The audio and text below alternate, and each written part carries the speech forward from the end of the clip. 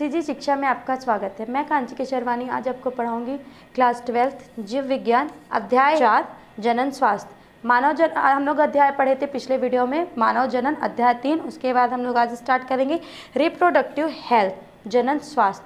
जनन स्वास्थ्य में हम लोग इस चैप्टर में कौन कौन सा सिलेबस कवर करेंगे, कौन कौन सा पाठ्यक्रम कवर करेंगे उसको देखते हैं। प्रजनन स्वास्थ्य।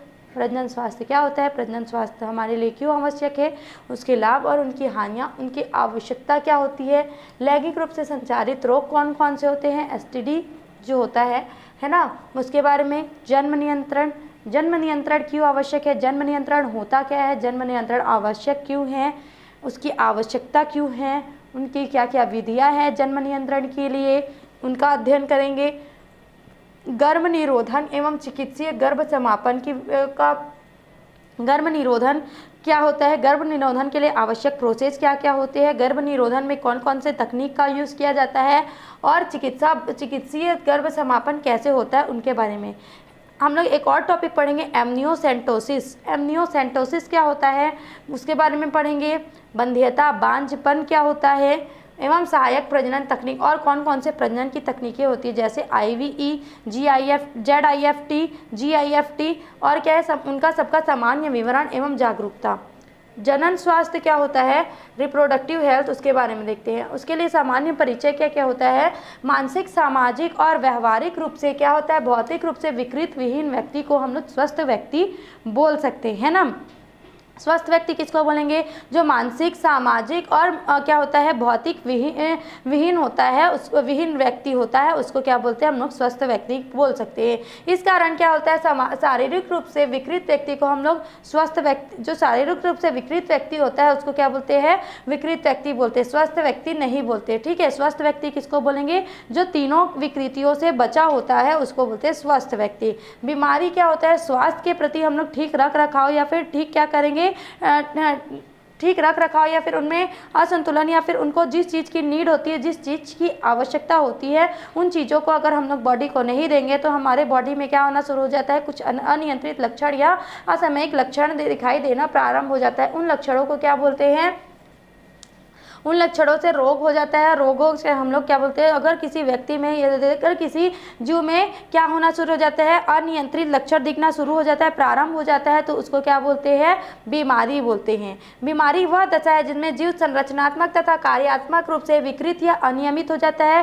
कार्य करने की भी अगर बीमारी होती है तो जीवों में कार्य करने की भी क्षमता समाप्त हो जाती है, क्षमता कम हो जाती है ना। और संरचनात्मक भी जो होती है उसमें भी, संरचना में भी क्या आता है, चेंजेस आता है। जब किसी जीव में बीमारी लगती है तो अब उसकी संरचनात्मक अथवा कार्यात्मक अनियमितता के कारण उनके शरीर में कुछ लक्षण दिखाई देते हैं। इन लक्षणों को उस बीमारी का लक्षण कहते हैं। ठीक है, जो लक्षण दिखाई देते हैं, जो चेंजेस होते हैं, जो लक्षण चेंजेस होते हैं, उन लक्षणों को क्या बोलते हैं, बीमारी कहते हैं। इन्हीं लक्षणों के आधार पर हम लोग जो पुराना क्या होते हैं कि हम लोग जो बीमारी होते हैं उनके लक्षण तय किए होते हैं कि उसके जो लक्षण इस जंतु में दिखाई देगा तो इस लक्षण के कारण ये बीमारी होता है, इस लक्षण के कारण ये बीमारी होता है। ऐसे हम लोग क्या किए हुए, डिवाइड किए हुए हैं। उनके आधार पर अगर मनुष्य में वो लक्षण दिखाई देते हैं तो उनकी तुलना हम लोग उससे करने के बाद हम लोग बताते हैं कि क्या है, ये वाली बीमारी का नाम ये है। जैसे कि अभी आप लोग के समक्ष में कौन सी बीमारी आई थी, कोरोना आया था। ठीक है, कोरोना के बारे में आप सब अवगत हैं। तो कोरोना में क्या होता था, सर्दी, खांसी, तेज़ बुखार, और ये क्या होता था, बॉडी पेन होता था, बदन में दर्द होता था, है ना, सांस लेने में दिक्कत होता था, ब्रीथिंग में जो होता था दिक्कत होता था। उसके एक वजह से क्या होता था, हम लोग इन सारे सिम्टम्स को देख के क्या बोलते थे लोगों को, जाइए आप और कोरोना का टेस्ट कराइए, कोविड-19 की टेस्ट कराइए। तो कोरोना का जब टेस्ट होता था तो कोरोना के टेस्ट में जब होता था तो उसमें क्या होता था, एक पॉजिटिव होता था और एक नेगेटिव होता था। मतलब अगर सारे सिम्टम्स मिल रहे हैं तो वो व्यक्ति क्या हो जाता था, कोरोना पॉजिटिव हो जाता था। और अगर सारे सिम्टम्स क्या हो, नॉर्मल सर्दी खांसी के ही हैं या फिर उनके सिम्टम्स विद्यमान नहीं है तो क्या होता था, कोरोना नेगेटिव हो जाता था। तो उनके लक्षणों के आधार पर बीमारियों को पहचानते। अब उन्हें हमें समझना होगा कि प्रजनन स्वास्थ्य से क्या तात्पर्य है। प्रजनन स्वास्थ्य क्या होता है, प्रजनन स्वास्थ्य वह होता है जो क्या होता है, जीवों में प्रजनन से, जनन से संबंधित होता है। जनन मतलब क्या होता है, एक स्त्री और एक पुरुष में क्या होना, संयोग होना। ठीक है, तो जब लैंगिक रूप से या फिर अलैंगिक रूप से दो प्रकार से जनन होता है, तो अगर लैंगिक रूप से जनन हो रहा है तो स्त्री और पुरुष क्या होते हैं, एक दूसरे के साथ संलयित होते हैं, तो उनसे क्या होता है, जो रोग होते हैं वो एक दूसरे में संचारित होना प्रारंभ हो जाते हैं। तो जनन स्वास्थ्य क्या होता है, अगर स्वस्थ मनुष्य होंगे, स्वस्थ मादा होगी और स्वस्थ पुरुष होगा और उनमें क्या होगा, संयोजन होगा, तो क्या होगा, कोई भी रोग का फैलाव नहीं होगा। लेकिन किसी अनियमित या अनियंत्रित किसी में भी लक्षण होंगे, प्रेजेंट होंगे और उनके बीच में क्या होगा, संयोग होगा, तो क्या होगा, उनमें कोई ना कोई जो लक्षण होगा वो ट्रांसफर होगा एक दूसरे में, है ना। तो जनन स्वास्थ्य क्या होता है, जब जनन स्वास्थ्य होता है सामान्यतः स्वस्थ प्रजननांगों तथा उनके सामान्य प्रकारों से संबंधित है। जनन जो स्वास्थ्य है, प्रजनन स्वास्थ्य उनके प्रजननांगों और उनके कार्यों से संबंधित होता है।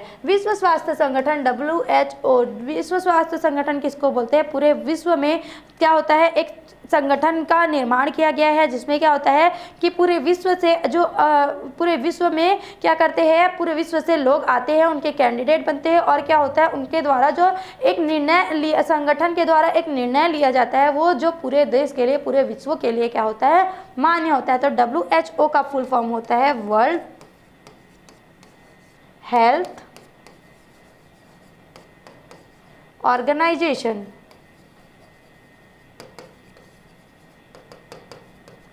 है ना। प्रजनन स्वास्थ्य का अर्थ है प्रजनन के सभी पहलुओं सहित एक संपूर्ण स्वास्थ्य, अर्थात शारीरिक जितना भी फिजिकल एक्टिविटी होता है, भावनात्मक मतलब क्या जुड़ा हुआ है, आपका फीलिंग क्या होता है कि फीलिंग से क्या होता है, मतलब आपका अगर आपका मन अच्छा है, मानसिक स्थिति अच्छी है, मतलब आपके अंदर भावनाएं अच्छी होती है, क्या होता है, अगर आपको कोई चीज़ खराब लग रही है ना, या फिर आपका मन खराब है कि इसने ये बोला, इसने ये किया, तो हमारा जो सामाजिक परिवेश होता है, समाज में 1000 प्रकार के लोग रहते हैं ना, तो उसका जो वातावरण होता है उसका हमारे भावनाओं पर या फिर हम जो जिन लोगों के आसपास रहते हैं या फिर जो जिन लोगों ने हमको घेरा हुआ है उनके कारण से हमारा क्या होता है, जो भावना होता है वो अच्छा या बुरा हो सकता है, मतलब उनमें चेंजेस आ सकती है। कभी हमारा मन बहुत खुश होता है, कभी हमारा मन दुखी होता है, कभी गुस्से में होता है, तो ये भी क्या होता है, शरीर के स्वास्थ्य पर बहुत ज़्यादा प्रभाव डालता है।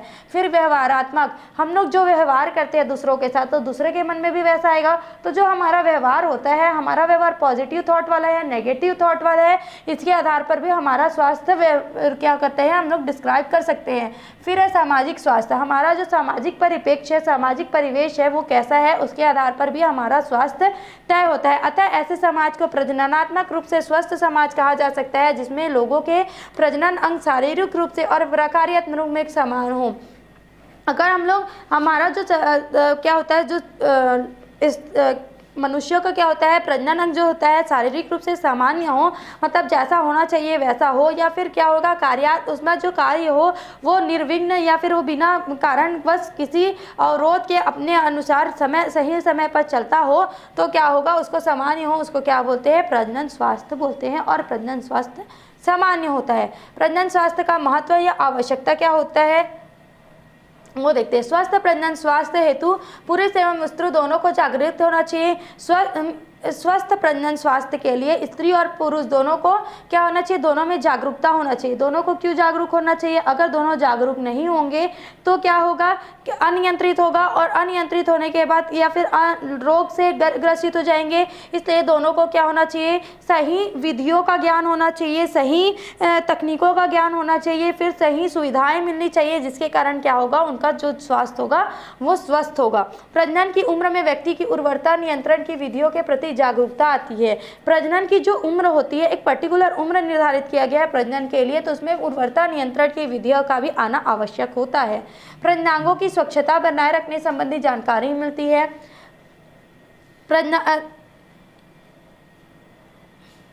जब प्रजनन स्वास्थ्य संबंधी हम लोग अध्ययन करते हैं, तकनीकों का अध्ययन करते हैं, तो उसमें क्या होगा, प्रजननांगों को स्वच्छ कैसे बनाया जा सकता है उसका अध्ययन किया जाता है, जिससे क्या होता है, उसके माध्यम से स्वस्थ प्रजनन संभव हो पाता है। इसके अध्ययन से प्रजनन मार्ग में संक्रामक एवं लैंगिक रूप से संचारित रोगों की जानकारी प्राप्त होती है। उससे क्या होगा, जब हम लोग प्रजननांग को सुरक्षित रखेंगे, स्वच्छ रखेंगे और सुरक्षित रखेंगे, तो क्या होगा, उनमें रोगों की वृद्धि नहीं होगी, या फिर जीवाणु या विषाणु जो होते हैं, जिससे क्या होता है, रोग संचारित होता है, या फिर इन्फेक्शन होने के जो डर होते हैं वो नहीं होंगे। कब? जब हम लोग उसको स्वच्छ रखेंगे, साफ रखेंगे। तो उसका हम लोग को कैसे पता चलेगा कि स्वच्छ रखना है या साफ? तो उसके लिए हमको अध्ययन करना पड़ेगा, और अध्ययन करने के लिए क्या करेंगे हम लोग तकनीकों का अध्ययन करेंगे, ठीक है। जिससे क्या होगा? प्रजनन मार्ग स्वच्छ रहेगा, तो जिससे उसमें इन्फेक्शन होने की डर नहीं होगी, और लैंगिक रूप से जो बीमारी होती है जैसे एसटीडीज वगैरह होते हैं वो बीमारियां नहीं होगी, क्योंकि स्वच्छ होगा, स्वच्छ और स्वस्थ होने के कारण उनमें बीमारियां नहीं होगी। इसकी जानकारी भी हमको कब प्राप्त होगी? जब हम लोग प्रजनन स्वास्थ्य के बारे में अध्ययन करेंगे। प्रजनन स्वास्थ्य के अध्ययन से परिवार को नियोजित करने की जानकारी प्राप्त होती है। अच्छा, पूर्व में क्या होता था? पहले जब होता था उसमें क्या होते थे? पहले जो फैमिलीज होते थे, परिवार होते थे, उनमें एक जोड़ी पेरेंट्स के कितने बच्चे होते थे? 6-7 बच्चे होते थे। लेकिन क्या होता था? जिससे क्या होता था? संपूर्ण लोगों की क्या होती है? संपूर्ण बच्चों की जो पालन पोषण की जिम्मेदारी होती है, जो फैसिलिटीज़ देने होते हैं, उनको जितनी भी फैसिलिटीज़ देने के लिए होते हैं वो सब फैसिलिटीज़ हम सबको देना संभव नहीं हो पाता है, क्योंकि क्या होता है? आमदनी में वृद्धि नहीं होता है। आमदनी तो उतनी ही है। अगर कोई व्यक्ति 100 रुपये कमा रहा है और उसको 100 रुपये कमा रहा है, उसके घर में 10 लोग हैं, तो कितने पर्टिकुलर एक आदमी के में 10 रुपये आएगा। लेकिन वहीं अगर 100 रुपये आदमी कमा रहा है और अगर वो नियोजन की जानकारी रखता है और उसके यहाँ पे सिर्फ 4 लोग हैं, 4 लोग कैसे? एक माता, एक पिता और 2 बच्चे, 4 लोग हैं, तो इसमें क्या होगा? अगर सिर्फ 10 रुपये भी खर्च करते हैं, है ना, तो क्या होगा? 60 रुपये उसके पास बचेंगे। लेकिन अगर हम लोग उसको अच्छी सुविधा देंगे तो क्या होगा? 25-25 रुपये अगर वो खर्च करते हैं तो उनके पालन पोषण में, उनकी सुविधाओं में क्या होगी? वृद्धि होगी, और उनका पालन पोषण, शिक्षा जो होगा, स्वास्थ्य जो होगा, अगर सही होगा तो प्रजनन स्वास्थ्य भी उनका सही होगा, और उनकी जो नियोजन की जानकारी थी वो सही होगी। रोग की जानकारी होते ही त्वरित उपचार करवाने में आसानी होती है। तो रोगों की जानकारी कब होगा? जब हम लोग अध्ययन करेंगे, फिर जब हम लोगों को पता चलेगा कि सिम्टम्स क्या है, तो लक्षण क्या है। लक्षणों का अगर हमारे बॉडी में कुछ चेंजेस होते हैं, और लक्षण क्या होते हैं? लक्षण हमको पता होते हैं कि हमारे बॉडी में ये लक्षण पहले नहीं थे, अब क्यों आ रहे हैं। तो अगर हम लोग को लक्षणों की जानकारी होती है तब हम लोग क्या करते हैं? चिकित्सीय परामर्श लेते हैं। चिकित्सीय परामर्श लेंगे तो लक्षण बताएंगे, और लक्षण से रोगों की जानकारी होती है और उसका उपचार हम लोग कर सकते हैं, और उपचार होने पर वो बीमारी जल्दी ही ठीक हो सकती है, ठीक है। तो इसकी जानकारी हमको कब होगी? जब हम लोग प्रजनन स्वास्थ्य के बारे में पढ़ेंगे, अध्ययन करेंगे। प्रजनन स्वास्थ्य में समस्याएं कौन कौन सी है और कार्य नीतियां कौन कौन से लागू की गई हैं, उनके लिए वो देखते हैं। तो पहले देखते हैं समस्याएं। टैबू। भारतवर्ष में क्या होता था? भारतवर्ष में धर्म और परंपराएं और सामाजिक कुरीतियां विद्यमान है ना। व्यवस्थाएं हैं इस प्रकार है कि बच्चों को प्रजनन स्वास्थ्य संबंधित ज्ञान की आवश्यकता के अनुरूप नहीं दिया जाता है ना। तो पहले क्या होता था? सामाजिक परिवेश ऐसा होता था कि प्रजनन स्वास्थ्य के प्रति जागरूक नहीं थे लोग, और क्या करते थे? अपने बच्चों को इनकी जानकारियां नहीं देते थे, जिस वजह से क्या होता था? प्रजनन स्वास्थ्य अनियंत्रित होता गया। समय पूर्व विवाह कर दिया जाता था। दूसरा जो दिया गया है समय पूर्व विवाह, है ना। तो समय के पूर्व क्या कर देते थे? बाल विवाह कर देते थे, जिनको क्या होता था? जिनका पहला तो क्या होता था? बॉडी स्ट्रक्चर जो होता था, बॉडी जो हमारा है, अगर बाल विवाह कर देंगे तो वो मैच्योर नहीं होगा, परिपक्व नहीं होगा। जो शारीरिक विकास जो होता है वो कंप्लीट नहीं हो पाता है, पूरा नहीं हो पाता है, इससे बॉडी परिपक्व नहीं हो पाता है, जिससे क्या होता है? और उनको क्या होता है? प्रजनन संबंधित जो अध्ययन होते हैं वो नहीं होते थे, है ना। उनके बारे में जानकारी नहीं होती थी, तो जिससे क्या होता था? उनका यौनावस्था पहुँचा ही नहीं रहता था, उनके बारे में उनको जानकारी ही नहीं रहती थी, जिससे क्या होता था? ये समस्याएं आना प्रारंभ हो गई थी। बच्चों जैसे माता पिता, बाल विवाह हो जाता था, है ना। यौनारंभ हुआ तो बच्चे हो जाते थे, और बच्चे क्या होते थे? कम उम्र में होने के कारण जल्दी बड़े हो जाते थे, और जो माता पिता थे उनका भी एक उम्र भी बहुत ज़्यादा नहीं हुआ रहता था। तो दोनों में क्या होती थी? बुद्धि जो होती थी, बुद्धि का विकास ज़्यादा नहीं हो पाता था। और क्या होते थे? जो देखो, माता पिता ही क्या करते हैं? बच्चों को गाइड करते हैं। हमारे जीवन में सबसे पहले कौन आते हैं हमको शिक्षा देने के लिए? हमारे माता पिता ही आते हैं। लेकिन हमारे माता पिता को ही अगर उस चीज़ की जानकारी, उस चीज़ का अध्ययन नहीं किया होगा उन्होंने, तो हमको कैसे जानकारी देंगे? तो यही चीज़ हमारे भारत देश में पहले होता था। फिर है करियर। पहले क्या होता था? बाल विवाह हो जाता था जब लड़कियों को पढ़ने नहीं दिया जाता था, और क्या करते थे? घर में बांध दिया जाता था, मतलब घर में रख दिया जाता था। और क्या होता था? पुरुषों में भी अधिक वृद्धि और विकास नहीं हो पाता था, जिससे वो कार्य करने में असमर्थ होते थे, अपने से अच्छे कार्य करने में असमर्थ होते थे। इससे क्या होता था? पति पत्नी आगे अध्ययन भी नहीं कर पाते थे, उनमें परिवार की जिम्मेदारी आ जाती थी, और परिवार को पालन पोषण का जिम्मेदारी आने के पश्चात अगर वो अध्ययन करते रहेंगे तो उनके परिवार की पालन पोषण कौन करेगा? इसलिए क्या कहते थे? उनको अध्ययन बीच में ही छोड़ देना पड़ता था, और उनका भविष्य जो होता था वो खतरे में आ जाता था, विशेषकर औरतों की जिम्मेदारी। औरतें इससे प्रभावित होती थी। कम उम्र की महिलाएं, टीनेजर्स लेडीज, कम उम्र की जो विवाहित महिलाएं हैं वो शारीरिक रूप से गर्भ धारण करने पर उनका समुचित पोषण करने में असमर्थ हो जाता था। कम उम्र की महिलाएं जो होती थी वो गर्भ धारण जब कर लेती थी कम उम्र में ही, तो उनमें क्या होता था, जो शारीरिक जो पोषण होता था वो क्या हो जाता था, शारीरिक पोषण जो होता था वो अफेक्ट होता था। क्यों अफेक्ट होता था? क्योंकि उनमें बहुत सारी चीज़ों की कमी होती थी। जो क्या होता है कि जब बॉडी मैच्योर्ड होता है, परिपक्व होता है, तो उनमें सारी चीज़ों की कमी जो होती है उसकी आपूर्ति होती है। तो जब पहले ही बॉडी में कमी है किसी चीज़ की, तो वो गर्भ में पल रहे शिशु को या भ्रूण को वो कैसे पूर्ति कर पाएगा, है ना। तो इससे क्या होता था, गर्भ धारण में उसका क्या होता था, गर्भ धारण से जो भ्रूण होता था उसका समुचित पालन पोषण नहीं हो पाता था। फिर होता है कुरूपता। कुरूपता क्या होता है, जब गर्भ धारण होता था और कुछ चीज़ों की कमी माताओं में होती थी, तो वो माताएं ही पूर्ति नहीं कर पाएंगी गर्भ में पल रहे भ्रूण का, क्योंकि जो गर्भ में पल रहा है भ्रूण वो उसका पालन पोषण कौन करता है, 9 महीने तक सिर्फ माता करती है। तो माता में ही अगर कमी है तो वो क्या होगा, बच्चे में भी दिखाई देगा, और जन्म के साथ जो बच्चा होता था वो कुरूप हो जाता था, विकलांग हो जाता था।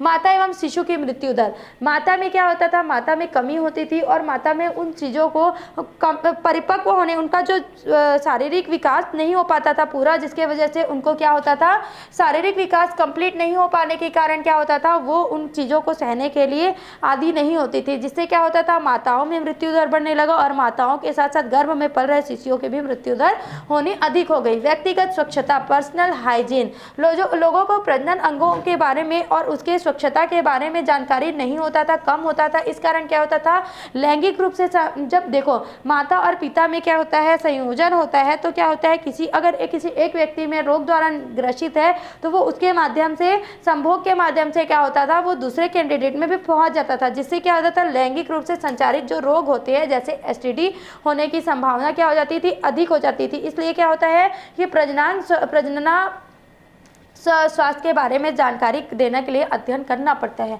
महिलाओं का स्वास्थ्य, हेल्थ ऑफ लेडीज, महिलाओं का कमजोर शरीर होता था, रक्त अल्पता हो जाती थी, बहुत सारे बच्चे होने के कारण रक्त में कमी आ जाती थी, जिससे कई बीमारियां होने की जो संभावनाएं हो जाती थी वो बहुत अधिक हो जाती थी। फिर है जनसंख्या वृद्धि।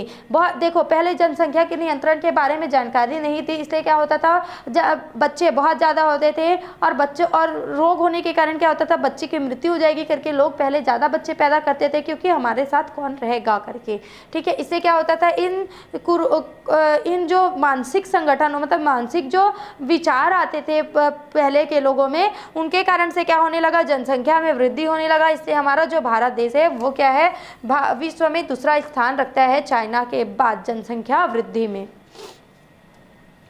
उसके बाद क्या है, कार्यनीतियाँ। भारत विश्व का ऐसा प्रथम राष्ट्र है जहाँ पे जनसंख्या नियंत्रण को लेकर राष्ट्रीय स्तर पर क्या किया गया, कुछ कार्यनीतियाँ प्रारंभ की गई। जो प्रजनन स्वास्थ्य के बारे में जानकारी देने के लिए कार्यनीतियाँ प्रारंभ की गई, उनको राष्ट्रीय कार्य योजना के तहत क्या हुआ, कार्यक्रम प्रारंभ किया गया। इसमें सर्वप्रथम कब हुआ, 1951 में परिवार नियोजन कार्यक्रम प्रारंभ किया, जिसके समय समय पर मूल्यांकन भी किया जाता है। मूल्यांकन क्यों आवश्यक होता है, मूल्यांकन इसलिए आवश्यक होता है क्योंकि जो कार्य हम लोग कर रहे हैं ना, मूल्यांकन से तात्पर्य आप लोग बहुत अच्छे से जानते हैं। जब आप लोग कोई चैप्टर पढ़ते हैं, जब आप लोग कोई पार्ट पढ़ते हैं, उसके बाद क्या करते हैं, टीचर्स आपका टेस्ट लेते हैं, मूल्यांकन करते हैं। क्यों आवश्यक होता है कि आपने उस चैप्टर को पढ़ा, उस चैप्टर को समझा, उस चैप्टर के बारे में कितना जानकारी रखा है और कितना चीज़ आपको जानना है। तो इससे वो पॉइंट आउट करता है कि आपको क्या चीज़ और सिखाना है और क्या चीज़ें आप लोग सीख चुके, इसलिए मूल्यांकन किया जाता है। वैसे ही राष्ट्रीय जो कार्य नीतियां हैं उनका भी मूल्यांकन समय समय पर होता है।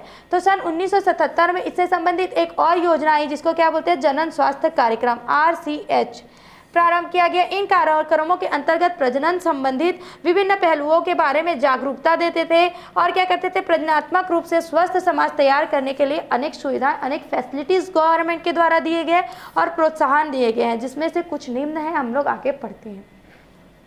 क्लियर, जागरूकता संबंधी उपाय, प्लानिंग्स अबाउट अवेयरनेस। सरकारी संगठन श्रव्य एवं दृश्य मुद्रित सामग्री की सहायता से सरकारी एवं गैर सरकारी संगठन जनता के मध्य प्रजनन संबंधी पहलुओं के प्रति जागरूकता लाकर उपाय कर रहे हैं। देखो, जो जनन जागरूकता संबंधी उपाय कैसा होता है कि जो गवर्नमेंट है उन्होंने क्या किया, जब स्टार्टिंग किया तो श्रव्य और दृश्य माध्यम से, मतलब वीडियो क्लिप के माध्यम से, पोस्टर्स के माध्यम से, बैनर्स के माध्यम से क्या किया, जागरूकता लगाते गए, जगह जगह पर लगाते गए, जिससे लोगों का ध्यान आकर्षित होकर उसमें में पड़ा और उनको बारे में उनको जानकारियाँ हुई। इसके लिए सरकारी मतलब गवर्नमेंट भी और गैर सरकारी जो NGOs वगैरह चलाते हैं या फिर जो जनता के लिए कार्य करते हैं, जनता के लिए उनके माध्यम से प्रजनन संबंधित जो पहलुओं के प्रति जागरूकता लाया जा रहा है। क्लियर। उसके बाद है बड़ों की भूमिका।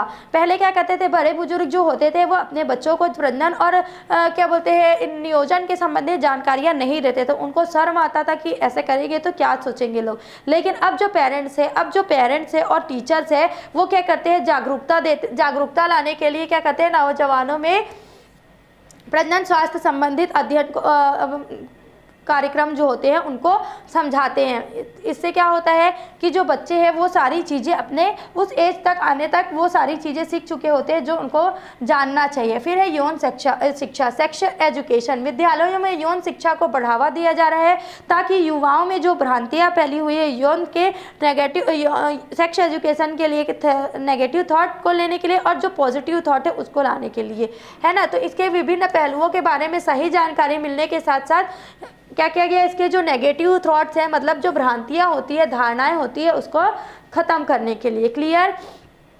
फिर है परिवार नियोजन संबंधित जानकारी, knowledge about family planning. Knowledge about family planning क्या होता है, सरकार ने जनसंख्या नियंत्रण के लिए एक कार्यक्रम प्रसारित किया था जिसमें क्या बोला गया था कि हम दो हमारे दो, एक थॉट लाया है, एक क्या होना चाहिए, है ना, स्लोगन है हम दो हमारे दो। जिससे क्या होता है कि एक जो पेरेंट्स होता है उसके सिर्फ 2 बच्चे होने चाहिए, उससे ज़्यादा नहीं। ये क्या होता है, परिवार नियोजन। और परिवार नियोजन के लिए अनेक कार्यक्रम, अनेक फैसिलिटीज़ दिए गए हैं गवर्नमेंट के द्वारा, है ना। तो क्या गया है इसके बारे में उनको बताना, किशोरावस्था में पहुँचते ही उससे संबंधित जो क्या बोलते हैं जानकारी होता है, जो सिम्टम्स होते हैं उनके बारे में जानकारी देना और कौन कौन से उपाय और कौन कौन सी फैसिलिटीज़ है जैसे परिवर्तन है उनको भी उनके बारे में जानकारी किशोरावस्था में दिया जाता है।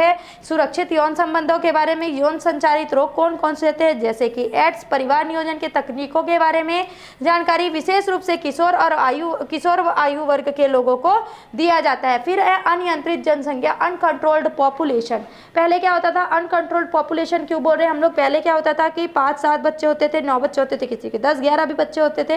तो इससे क्या होता था, अनियंत्रित रूप से वृद्धि होने लगी थी जनसंख्या में। तो इसको क्या करने के लिए सामाजिक उत्पीड़न, इससे क्या होता था, सामाजिक उत्पीड़न बढ़ावा होता था में ज़्यादा होता था, यौन शोषण ज़्यादा होता था, यौन संबंधी अपराध ज़्यादा होता था। इन सब चीज़ों के बारे में जागरूकता लाने के लिए आवश्यकता है ताकि उन्हें रोकने एवं प्रज्ञात्मक रूप से उत्तरदायी स्वस्थ समाज का विकास संभव हो सके। फिर है सामाजिक कुरीतियाँ, सोशल एविल्स, यौन दुर्व्यसन, यौन संबंधित अपराध जो होते हैं उनके बारे में जानकारी दिया जाता है स्कूलों में और क्या बोलते हैं श्रव्य और दृष्ट माध्यम से, जिससे क्या होता है अस्वस्थ सदस्यों के कारण जो यौन उत्पीड़न हो रहा है या फिर यौन दुर्व्यसन हो रहा है उससे जो होता है प्रजनन स्वास्थ्य के लिए सही जानकारी और इससे छुटकारा प्राप्त करने के लिए कौन कौन से फैसिलिटीज़ लागू किए गए हैं उसको प्रसारित किया जाता है। ठीक है। फिर मजबूत संरचनात्मक ढांचा, स्ट्रॉन्ग इंफ्रास्ट्रक्चर। प्रजनन स्वास्थ्य प्राप्ति है तो विभिन्न कार्य योजनाओं को सफलतापूर्वक क्रियान्वयन हेतु मजबूत संरचनात्मक संरचनाओं, व्यवसाय विशेषज्ञता तथा पर्याप्त भौतिक संसाधनों की आवश्यकता होती है। भौतिक संसाधन के लिए आवश्यक जो होते हैं, है ना, उससे क्या होता है कि जो क्रियान्वयन होता है, कार्य में का क्रियान्वयन होता है वो सही होता है, उसका मजबूत ढांचा बनता है। व्यावसायिक विशेषज्ञता भी होना आवश्यक है। उसके बाद इसके फलस्वरूप समाज के लोगों को प्रजनन संबंधित समस्याओं जैसे सर्वभगता, प्रसव, यौन संचारित रोग, गर्भपात, गर्भ निरोधकों, ऋतुस्राव संबंधित समस्याओं, बांझपन आदि के बारे में चिकित्सीय सहायता और देखभाल उपलब्ध कराना चाहिए। जिससे क्या होता है, देखो अगर चिकित्सीय परामर्श लेंगे किसी भी चीज़ में कितनी सारी समस्याएं आती है। बांझपन मतलब क्या होता है, बच्चों का नहीं होना, है ना, या फिर बच्चे होने में, गर्भ धारण करने में समस्याएं आना, ऋतुस्राव संबंधित जो समस्याएं होती है, अनियंत्रित होने की समस्याएं, गर्भ निरोधक क्यों होता है और गर्भ निरोधकों से भी कौन कौन सी समस्याएं आ रही है उसके बारे में, गर्भपात क्यों होता है, गर्भपात से जो रोग होते हैं या फिर यौन संचारित रोग जो होते हैं, प्रसव में जो दिक्कतें आती है उसके लिए क्या होता है, मजबूत संरचनात्मक ढांचा व्यावसायिक रूप से या फिर विशेषज्ञों के रूप में तैयार किया जाना आवश्यक है। जिससे क्या होता है कि इससे चिकित्सीय परामर्श लेंगे तो क्या होगा, इन सब में क्या होगा, इन सब की जो होगी वो कमी आएगी, इन सब रोगों में, इन सब चीज़ों में कमी आएगी और उनमें लोगों को जागरूक होने के लिए भी जागरूक भी किया जा सकता है। फिर है लिंग निर्धारण, सेक्स डिटर्मिनेशन, एमनियोसेंटेसिस एवं सोनोग्राफी द्वारा लिंग परीक्षण कर बढ़ते हुए मादा भ्रूण की हत्या कर कानूनी रोक हेतु लिंग परीक्षण पर वैधानिक प्रतिबंध लगा दिया गया है।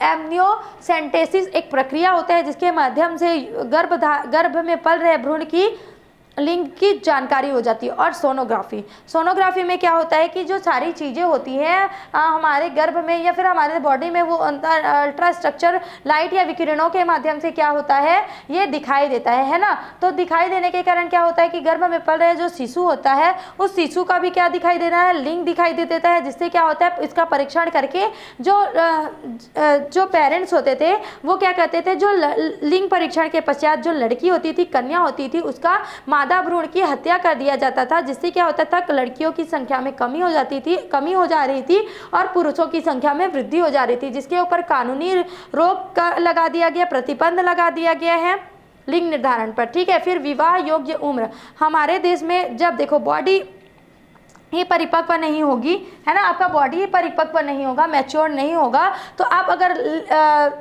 जब क्या करेंगे, आपके अंदर गर्भधारण की क्रिया होगी, गर्भधारण होगा, तो आप क्या उसको संभाल पाएंगे? नहीं। इसलिए हमारे देश में क्या किया गया है, विवाह हेतु पुरुषों का कानूनी रूप से उम्र 21 वर्ष तय कर दिया गया है और महिलाओं के लिए 18 वर्ष तय कर दिया गया है न्यूनतम उम्र।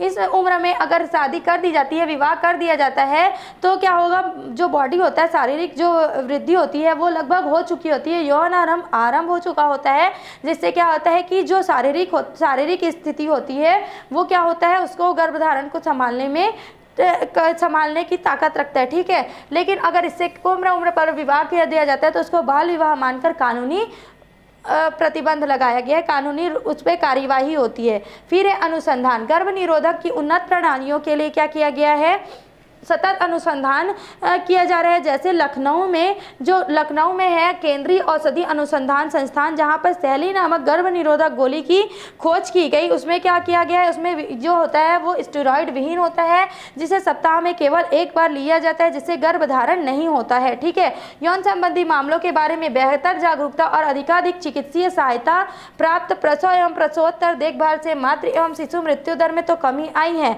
यौन संचारित रोगों की सही जानकारी एवं परीक्षण द्वारा तथा बड़ी चिकित्सीय सुविधाओं के कारण समाज में बेहतर प्रजनन स्वास्थ्य के संकेत में आने लगे हैं। ठीक है।